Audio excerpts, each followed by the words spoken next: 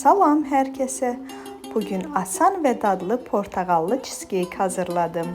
Bunun üçün əvvəlcə peçenyanı əzib yağla qarışdırdım və qəlibə töküb hamarladım. Cheesecake-in içliyini hazırlayana qədər hazırladığım qatıcığı soyuducuda gözlədirəm. İçlik üçün 500 qram labni və 6 xörək qaşığı şəkər tozunu qarışdırıram.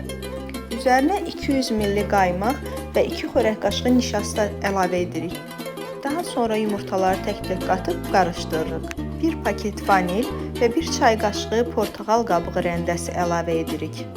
Hazırladığımız qatıcığı soyuducuda gözlətdiyimiz peçenyanın üzərinə əlavə edirik. Cheesecake-imizi öncədən 160-170 dərəcə isidilmiş sobada 40-50 dəqiqə bişiririk. Otaq temperaturunda olan cheesecake-imizin üzərinə portağal şirəsi ilə hazırlanan